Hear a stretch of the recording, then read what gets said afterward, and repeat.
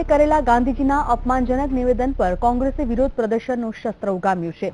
ત્યારે અમદાવાદ શહેર કોંગ્રેસ દ્વારા ગાંધી આશ્રમ પાસે મૌન ધરણા યોજ્યા હતા। ધરણાના કાર્યક્રમમાં મોટી સંખ્યામાં કોંગ્રેસના કાર્યકરો હાજર રહ્યા હતા। ઉલ્લેખનીય છે કે અમિત શાહે ગાંધીજીને ચતુર વાણિયાનો શબ્દ પ્રયોગ કર્યો હતો, જેને લઈને કોંગ્રેસ રાજ્યમાં વિરોધ કરી રહી છે અને અમિત શાહ આ નિવેદન પર માફી માંગે તેવી રજૂઆત કરાઈ છે।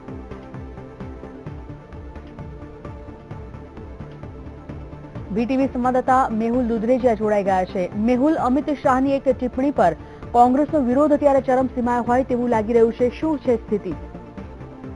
સંજીવની, જેવી રીતે અમિત શાહ દ્વારા જે સભાની અંદર ચતુર વાણિયા, મહાત્મા ગાંધીજી આપણા રાષ્ટ્રપિતા છે, તેઓને ચતુર વાણિયા સાથે સરખામણી કરી, તેને લઈને કોંગ્રેસમાં જે રોષ જોવા મળ્યો છે। કોંગ્રેસના નેતાઓ તેમજ કાર્યકર્તાઓને એવું કહેવું છે કે જે પ્રમાણે ગાંધીજીનું જે અપમાન કર્યું છે, ગાંધીજી રાષ્ટ્રપિતા છે, દરેક સમાજ માટે તેઓ એક ઉમદા વ્યક્તિ છે, ત્યારે આ પ્રકારના જે ટીકા ટિપ્પણી કરવાથી ગાંધીજીનું પણ અપમાન થયું છે અને સાથે સાથે જે વણિક સમાજ છે તેનું પણ જે અપમાન થયું છે। તો આ અપમાનને લઈને ભાજપના આવા મોટા નેતાઓ જયારે ટીકા ટિપ્પણી કરતા હોય છે, તેને લઈને જે સમાજમાં રોષ છે અને સાથે દેશના જે લોકો છે તેમાં પણ ક્યાંક ને ક્યાંક રોષ જોવા મળ્યો છે। તેને લઈને હાલ તેઓ અત્યારે ધરણા કરી રહ્યા છે।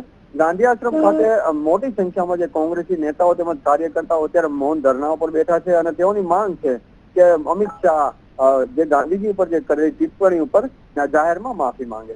સંજીવની, આભાર મેહુલ।